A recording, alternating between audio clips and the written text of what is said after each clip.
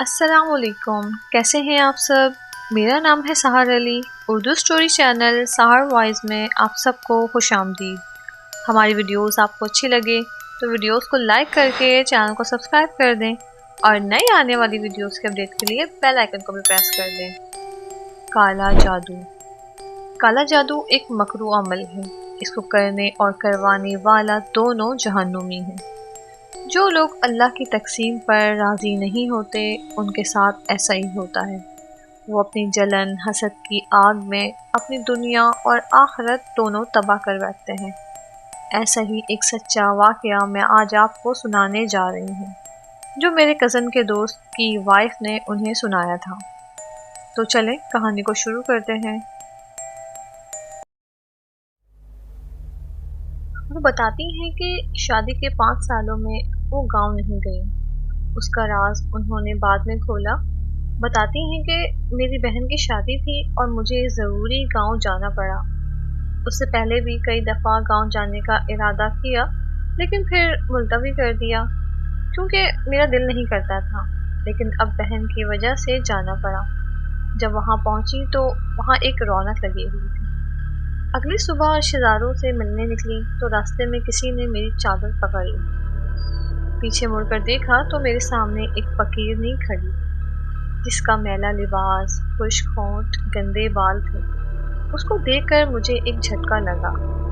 یہ تو وہی تھی جس کے حسن پر پورے گاؤں کے لڑکے فدا تھے، جس کے سر سے کبھی دوپٹہ نہیں اترا تھا، مگر آج وہ دوپٹے سے بے نیاز کھڑی تھی۔ میں اسے پورے 5 سال بعد دیکھ رہی تھی۔ وہ میری بہترین دوست سیما تھی، جس سے میری 17 سال پرانی دوستی تھی، جس کے بغیر میرا اور میرے بغیر اس کا دل نہیں لگتا تھا اور نہ ہی وقت گزرتا تھا۔ جب ہم بڑے ہوئے تو ہماری شادی کی باتیں چلنے لگی، لیکن وہ بہت گھبراتی اور فکر مند تھی کیونکہ وہ چاہتی تھی کہ ہماری شادی ایک ہی گھر میں ہو۔ وہ شادی کر کے کہیں اور مجھ سے دور نہیں جانا چاہتی تھی۔ ایک بار شادی میں ہم لوگ شریک تھے تو ایک خاتون ہمارے پاس آ کر ہمارے نام پتے پوچھنے لگی اور کچھ دنوں بعد ہی وہ خاتون اپنے دونوں بیٹوں کا ہمارے لیے رشتہ لے کر آ گئی۔ بڑے بھائی کا میرے لیے اور چھوٹے بھائی کا سیما کے لیے۔ میرے گھر والوں کو رشتہ بہت پسند آیا اور انہوں نے ہاں کر دی اور سیما کے گھر والوں کی طرف سے بھی ہاں ہو گئی۔ شادی کے دن قریب آ گئے۔ میں اور سیما شادی کر کے اس گھر میں پہنچ گئے۔ زندگی بہت خوبصورت ہو گئی۔ شادی کے 1 سال بعد میری گود میں میرا بیٹا اور سیما کی گود میں اس کا بیٹا آ گیا۔ میرے میاں کی نوکری شہر میں لگ گئی۔ وہ پڑھے لکھے تھے اس لیے ان کو شہر میں ہی نوکری مل گئی۔ اب وہ ضد کر رہے تھے کہ میں اور میرا بیٹا ان کے ساتھ شہر چلیں، جبکہ میرا دل کسی صورت شہر جانے کے لیے راضی نہ تھا۔ آخر میرے شوہر اکیلے ہی چلے گئے۔ وہ جب بھی آتے خوب سارے تحفے لاتے۔ ہماری ایک بیٹی بھی ہو گئی۔ میرا بیٹا 4 سال کا ہو گیا تھا۔ جس گھر میں ہم رہتے تھے اس گھر کے بیچ میں ایک چھوٹی سی دیوار تھی۔ ایک حصے میں اور ایک حصے میں سیما رہتی تھی۔ یہ حصے تو بس نام کے تھے ورنہ ہم اکٹھے ہی رہتے تھے۔ میں تیسری بار پھر امید سے ہو گئی، مگر سیما کے ہاں ایک بیٹے کے بعد دوبارہ کوئی اولاد نہ ہوئی۔ اس بار میرے شوہر نے ضد پکڑ لی کہ تم میرے ساتھ شہر چلو، اکیلی کیسے رہوں گی، اور بڑے بیٹے کا داخلہ بھی اسکول میں کروانا تھا۔ میرے سسرال والے بھی بضد تھے کہ میں چلی جاؤں۔ پھر یہ طے پایا کہ میں ولادت کے بعد شہر چلی جاؤں گی۔ جس دن یہ فیصلہ ہوا اس دن سیما میرے پاس آئی اور اداسی سے بولی کہ تم چلی جاؤ گی تو میرا دل کیسے لگے گا۔ میں نے اس کا ہاتھ پکڑ کر اس کو سمجھانے کی کوشش کی اور وعدہ کیا کہ میں ہر مہینے تم سے ملنے آؤں گی۔ میں نے کہا کہ شہر کون سا دور ہے، تم بھی ملنے آ جایا کرنا۔ کچھ وقت گزرا، میرے ہاں میرے چھوٹے بیٹے کی ولادت ہوئی۔ سرخ سفید بڑی بڑی آنکھوں والا بچہ سب کو بہت پیارا لگتا۔ میرے شوہر نے کہا کہ تم نہیں جانتی، تم نے مجھے بہت بڑا تحفہ دیا ہے، اس بار تیار رہنا، میں آؤں گا تو تم سب میرے پاس شہر چلنا۔ ان کو 2 مہینے بعد آنا تھا۔ شوہر کے چلے جانے کے بعد ہم سب اکٹھے بیٹھے شام کو چائے پی رہے تھے تو میرے دیور نے کہا کہ بھابھی آپ چلے جاؤ گی تو اداسی ہو جائے گی، گھر سونا ہو جائے گا۔ میں نے کہا کہ تم بھی چلو نا۔ وہ بولا میں کیا کروں گا جا کر، مجھے کوئی کام تو نہیں آتا، कम से कम यहाँ ज़मीन पर काम करके बीवी बच्चों के लिए 2 वक्त की रोटी कमा लेता हूँ। सीमी बिल्कुल सर झुकाए चुप गुमसुम बैठी थी। मेरा दिल अजीब हो गया, मगर मैं भी मजबूर थी। शौहर के हाथों और बच्चों के मुस्तकबिल का सवाल था। कुछ दिनों बाद मेरी तबीयत में बेचैनी शुरू हो गई। मेरी तबीयत में बोझलपन आ गया, मिजाज चिड़चिड़ा हो गया, बिना वजह बच्चों पर गुस्सा आ जाता। सबसे छोटे बेटी की तबीयत भी ख़राब रहने लगी, वो भी बहुत रोता रहता। सीमी ने कहा कि इसके पेट में दर्द ना हो। हम दोनों उसको डॉक्टर के पास लेकर क्लिनिक चले गए। डॉक्टर ने उसको दवाइयाँ दी, थोड़ा बहुत आराम आया, लेकिन फिर वो रोना शुरू हो जाता और चुप ही ना करता। मैं और सीमी और मेरे देवर हम उसको चुप करवाते करवाते थक जाते, लेकिन वो चुप ना होता। वो अब कुछ कमज़ोर भी हो गया था। हम दोबारा डॉक्टर के पास लेके गए। डॉक्टर ने कहा कि कुछ दवाइयाँ दे रहा हूँ, उससे फ़र्क आ जाएगा। उन दवाओं से उस बच्चे को काफ़ी आराम आया तो हमें सुकून मिला, लेकिन अभी 2 ही दिन गुजरे थे कि उसको तेज़ बुखार चढ़ गया। मैं बुरी तरह घबरा गई। उसका सफ़ेद रंग नीले रंग में तब्दील होता गया। मैं और सीमी उसको डॉक्टर के पास लेकर भागे, लेकिन उसको आराम ना मिला। मैंने परेशान होकर शौहर को फ़ोन किया। वो भी शहर से गांव रवाना हो गए। उन्होंने कहा कि तैयार रहो, इसको शहर लेकर आएंगे, शहर उसको किसी अच्छे डॉक्टर को दिखाएंगे। मेरा तो रो रो कर बुरा हाल था। मेरा सेहतमंद बच्चा दिनों में सूख गया। अगली सुबह शौहर ने पहुंच जाना था, मगर जब अगली सुबह वो आए तो मेरा बेटा इस दुनिया से मुंह मोड़ कर बहुत दूर जा चुका था। फजर के वक्त उसने मेरे हाथों में दम तोड़ दिया। मैं सकते की हालत में बैठी थी। मेरे शौहर का गम से अलग बुरा हाल था। मेरे ऊपर कयामत गुजर गई। उसकी मौत के 15-20 दिन तक मैं गम से निढाल बिस्तर पर पड़ी रही। मुझे शौहर बच्चों का कोई होश ना था। सब कुछ सीमी ने संभाला हुआ था। अभी बेटे का सदमा कम नहीं हुआ था कि मेरी अम्मी भी इस दुनिया से चली गई। मैं बिल्कुल टूट के रह गई। मेरे शौहर को दफ्तर से फ़ोन आ गया, उनका शहर जाना ज़रूरी था। वो वापस चले गए, जबकि मेरी हालत बिस्तर से उठने वाली नहीं थी। अभी मैं दोनों गमों से निढाल पड़ी थी कि मेरी बेटी माहीन को तेज़ बुखार चढ़ गया। उसका बुखार बढ़ता जा रहा था। मैं बदहवास होकर रह गई। मैं अपने एक बेटे को खो चुकी थी। अब मुझ में मज़ीद गम उठाने की सकत ना थी। सीमी मेरे पास बैठी मुझे हौसला दे रही थी। कह रही थी, मैं सब देख रही हूँ, तुम परेशान ना हो, ये बिल्कुल ठीक हो जाएगी। मैंने कहा, मैं तुम्हारी बहुत एहसानमंद हूँ, जिस तरह तुम मेरा और मेरे बच्चों का ख्याल रख रही हो। एक दिन आधी रात को प्यास की शिद्दत से मेरी आँख खुली, मगर मेरी इतनी हिम्मत नहीं थी कि मैं बिस्तर से उठ सकूं। मेरे कमरे का दरवाज़ा खुला हुआ था। मेरी नज़र कमरे से बाहर गई, जहां मुझे किसी का साया नज़र आया। मेरे कमरे से बाहर सहन नज़र आता था। वो साया झुका हुआ मेरे सहन की मिट्टी खोद रहा था। मैं गुनूदगी में, कमज़ोरी में ये सब देख रही थी, और ये सब देखते देखते मैं दोबारा सो गई। सुबह जब मेरी आँख खुली, उस वक्त दोपहर के 3 बज रहे थे। मैंने सोचा, क्या मैं इतनी देर तक सोती रही हूँ? मैंने अपने बराबर लेटे दोनों अपने बच्चों को देखा, जो बेखबर सो रहे थे। मेरी बेटी माहीन को भी अभी भी बुखार था, इसीलिए सीमा ने भी मुझे नहीं जगाया। मैं उठने की कोशिश करने लगी कि अचानक करीब से किसी के रोने की आवाज़ पर मैं घबरा गई। मैंने सोचा, ये तो सीमी की आवाज़ है। मैं दीवार का सहारा लेते आहिस्ता आहिस्ता कदमों से उस तरफ आ गई।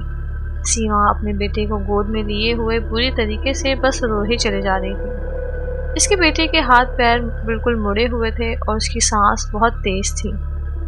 मैं उसकी हालत देखकर डर गई। मैंने कहा कि क्या हो गया सीमी? मेरे देवर ने गमगीन आवाज़ में कहा, पता नहीं भाभी क्या हो गया। सुबह उठते ही ये आपके कमरे में आया कि बच्चों के साथ खेल सके, मगर आप सब सो रहे थे। ये बाहर जाकर बच्चों के साथ खेलने लगा। खेलते खेलते अचानक बेहोश हो गया। डॉक्टर को अभी दिखाकर लाए थे कि अचानक ये हालत हो गई। सीमी की हालत बहुत अबतर हो गई थी, क्योंकि वो उसका इकलौता बेटा था और उसकी अपने बेटे में जान बसी हुई थी।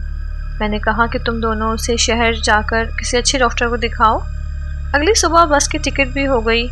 मैं अपने ख़राब तबीयत के साथ, दुखते बदन और चकराते सर के साथ अपने बच्चों और सीमी को संभाल रही थी, मगर अगली सुबह जाने की नौबत ही ना आई। رات اس کے بیٹے نے دم توڑ دیا۔ میں وحشت بھری نظروں سے سیمی کو بین کرتے دیکھ رہی تھی اور خوفزدہ بیٹھی تھی کہ ہمارے بچوں کو کس کی نظر لگ گئی۔ جب اس کے بیٹے کا جنازہ اٹھا تو سیمی گش کھا کر گر گئی۔ میرے شوہر بھی آ گئے تھے۔ میرے شوہر اور دیور شاہ صاحب کو لے کر ہمارے گھر آ گئے۔ شاہ صاحب ہمارے گاؤں کی مسجد کے بڑے تھے اور ساتھ ہی ان کا حجرہ تھا۔ جمعرات کو مسجد میں بیان کرتے تھے۔ نورانی چہرے والے بہت پرہیزگار اور نیک بزرگ تھے۔ ان کے الفاظ آواز میں ایسا جادو تھا کہ سامنے والا ان کا گرویدہ ہو جاتا۔ اب بھی وہ تعزیت کے لیے آئے تو اپنے مخصوص انداز میں نرم لہجے میں بات کر رہے تھے۔ اچانک بات کرتے کرتے رک گئے۔ پھر وہ جیسے ہوا میں کچھ سونگنے لگے اور ادھر ادھر دیکھتے ہوئے بولے، پتہ نہیں کیوں مجھے فضا میں شیطانی بو محسوس ہو رہی ہے۔ پھر وہ میرے حصے کی طرف جانے لگے۔ وہاں پہنچ کر وہ میرے کمرے کے باہر صحن میں بنے کچے فرش کے پاس ٹھہر گئے۔ پھر اس جگہ رک کر غور سے اس مٹی کو دیکھنے لگی۔ میں ان سے دور کھڑی سب دیکھ رہی تھی۔ انہوں نے میرے شوہر سے کہا، یہاں سے مٹی ہٹاؤ۔ میرے شوہر نے وہاں سے مٹی ہٹائی۔ اچانک زمین کے اندر سے جو چیزیں نکلی انہیں دیکھ کر میں چکرا گئی۔ مٹی کا ایک پتلا تھا۔ اس پتلے کے ساتھ ایک پرچی تھی جس پر کچھ لکیریں بنی ہوئی تھیں اور اس پرچی پر ماہین کا نام لکھ کر اس پر کراس کا نشان تھا۔ ہم سب بے یقینی کی کیفیت میں تھے کہ اچانک میرے ذہن میں ایک دھماکہ ہوا۔ جس رات مجھے بخار تھا میں نے صحن میں سایہ دیکھا تھا جو میرے کمرے کے باہر مٹی کھود رہا تھا۔ میرے شوہر اور دیور نے دونوں ہاتھوں سے اپنا سر پکڑ لیا اور کہا، یہ کس کا کام ہے؟ شاہ صاحب نے میرے دیور سے کہا کہ آپ کی بیگم کی طبیعت کیسی ہے؟ وہ پریشانی سے بولا، شاہ صاحب بہت زیادہ برا حال ہے۔ شاہ صاحب نے کہا، کیا میں ان سے مل سکتا ہوں؟ اس نے کہا، جی جی آ جائیں، دم بھی کر دیجیے گا، دعا بھی کر دیجیے گا۔ سیمی بستر پر لٹی ہوئی تھی۔ شاہ صاحب کی آمد کا سن کر بڑی مشکل سے اٹھ کر بیٹھ گئی۔ پھر آہستہ سے ان کو سلام کیا۔ شاہ صاحب نے اس کے قریب پہنچ کر زور سے سانس لی اور ان کا چہرہ غصے سے لال ہو گیا۔ وہ غصے میں بولے، جو تم نے کیا ہے اس کا پھل تمہیں ملا ہے۔ دنیا مکافات عمل ہے۔ تم نے دوسروں کی گود اجاڑنی چاہی مگر تمہاری اپنی گود اجڑ گئی۔ اپنی دنیا بھی برباد کی اور آخرت بھی۔ شاہ صاحب کی باتوں پر ہم سب حیرانگی سے دیکھ رہے تھے۔ اچانک سیمی اونچا اونچا رونا شروع ہو گئی۔ اسے ایک دورہ پڑ گیا۔ وہ چلاتے ہوئے بولی، میں کیا کرتی؟ میرے ساتھ ہی کیوں ایسا ہوا؟ ہم ایک ساتھ پلے بڑھے، ایک ساتھ میٹرک کیا، لیکن قسمت نے دھوکہ دے دیا۔ شادی بھی ایک دن وہ ایک ہی گھر میں ہوئی مگر اس کا شوہر میرے شوہر سے زیادہ خوبصورت اور قابل تھا، حالانکہ میں اس کے مقابلے میں کئی گنا حسین تھی۔ اس کے شوہر کے شہر میں نوکری لگ گئی جبکہ میرا شوہر ان پڑھ تھا۔ اس کا شوہر اسے چیزیں لا کر دیتا جبکہ میرے شوہر کے ایسے حالات نہیں تھے۔ پھر میرے ہاں ایک بیٹے کے بعد کوئی بچہ نہ ہوا جبکہ یہ 3 بچوں کی ماں بن گئی۔ اب جب بچے بڑے ہو رہے تھے تو اس کے شوہر کو اپنے بچوں کے مستقبل کی فکر ستا رہی تھی۔ وہ ان کو تعلیم یافتہ بنانا چاہتا تھا اور اس کو شہر لے جا کر عیش و عشرت میں رکھتا اور میں یہیں رہ جاتی۔ یہ وہاں جا کر اچھی زندگی گزارتی، شان و شوکت سے رہتی اور میں یہاں معمولی زندگی بسر کرتی۔ یہ باتیں مجھ سے برداشت نہیں ہو سکی۔ میں روز اخبار پڑھا کرتی تھی۔ اخبار میں ایک اشتہار آیا جو کالے علم کا ماہر تھا۔ میں نے اس سے خط کے ذریعے رابطہ کیا۔ پہلے میں نے اس کو بڑے بیٹے کو راستے سے ہٹایا، پھر میں اس پر عمل کروا کر اب مجھے اس کی بیٹی کو ہٹانا تھا۔ میں نے ہی پتلا زمین میں گاڑا تھا کیونکہ میں چاہتی تھی کہ تینوں بچے مر جائیں تاکہ یہ شہر ہی نہ جا سکے، کیونکہ اپنی اولاد کی خاطر یہ جا رہی تھی اور میں کیسے برداشت کر لیتی کہ یہ وہاں جا کر ٹھاٹھ سے رہتی۔ اس عمل کے مطابق اس زمین پر جہاں پتلا گاڑا تھا اسے سب سے پہلے جو بھی چلتا ہوا آتا وہ اس عمل کی لپیٹ میں آ جاتا۔ اس رات میں سب کو نیند کی دوائی دودھ میں ملا کر دے چکی تھی۔ میں جانتی تھی کہ یہ سب سوتے رہیں گے مگر ماہین ضرور اٹھ کے باہر آئے گی، مگر میرا کیا مجھ پر ہی واپس آ گیا۔ صبح جب میں سو کر اٹھی تو میرا بیٹا میرے برابر میں نہیں تھا۔ میں گھبرا کر اس کو دیکھنے گئی تو وہ اس کے کمرے سے واپس آ رہا تھا، یہ کہتے ہوئے کہ چچی اور سب سو رہے ہیں۔ میں نے اس کو آتا دیکھ کر دل پکڑ لیا اور پھر مجھے میرے ہی کیے کا پھل مل گیا۔ وہ روتی ہوئی اپنا سر پیٹتی ہوئی چیخ رہی تھی۔ میں بے یقینی سے سیمی کو دیکھ رہی تھی۔ مجھے لگ رہا تھا کہ جو میں نے سنا ہے وہ غلط ہے۔ میرا دل کر رہا تھا میں چیخ چیخ کر روں کہ کیا کوئی انسان حسد میں اتنا بھی گر جاتا ہے؟ شاہ صاحب نے کہا جو لوگ اللہ کی تقسیم پر راضی نہیں ہوتے ان کا یہی انجام ہوتا ہے۔ میں دیوار کا سہارا لیے چھوٹے چھوٹے قدم اٹھاتی باہر آ گئی۔ میرے دیور نے نفرت سے چیخ کے بیوی کو کہا، میں سوچ بھی نہیں سکتا تم اتنی گھٹیا ہو۔ میں اپنے کمرے میں آ کر پیکنگ کرنے لگی مگر میرا دل رو رہا تھا۔ سیمی میرے پاس آئی اور روتی ہوئی بولی، مجھے معاف کر دو۔ میں نے اس کو کہا جو عورت آپ کے بچوں کی جان لے لے کیا اسے معاف کیا جا سکتا ہے؟ تم کو دشمنی تھی تم مجھ سے نکال لیتی مگر میرے بچوں نے کیا بگاڑا تھا؟ میں نفرت سے روتی ہوئی بولی۔ سیمی بولی، مجھے دشمنی نہیں تھی، پتہ نہیں مجھے کیا ہو گیا تھا، مجھ سے برداشت نہیں ہو رہا تھا تمہارے پاس سب کچھ اچھا دیکھ کر۔ میں نے کہا میں تم کو کچھ بھی نہیں بولوں گی، نہ کوئی لعنت بولوں گی، کیونکہ میں جان گئی ہوں کہ اللہ کا بدل بہترین ہے۔ مجھے کچھ نہیں بولنا۔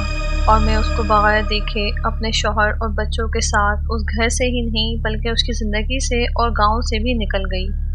میرے دیور نے اس کو طلاق دے دی۔ اپنے بیٹے کی موت اور پھر طلاق کے بعد اس کا دماغی توازن بالکل الٹ چکا تھا اور اب وہ گاؤں کی گلیوں میں بکھرے بالوں سے بدحال بنی پھرتی ہے۔ میں دوبارہ پلٹ کر گاؤں نہیں گئی، لیکن اب 5 سال بعد جب میں واپس گئی تو اس نے میری چادر کو پکڑ لیا مگر میں اپنی چادر اس کے ہاتھوں سے چھڑوا کر اور اس کو نظر انداز کرتی آگے بڑھ گئی۔ بھابھی کی یہ باتیں سن کر مجھے سمجھ آ گئی کہ بھابھی کیوں اپنے گاؤں نہیں جانا چاہتی تھی۔ حسد سب سے برا جادو ہے جو کرنے والے اور جس سے کیا جائے دونوں کو برباد کر دیتا ہے۔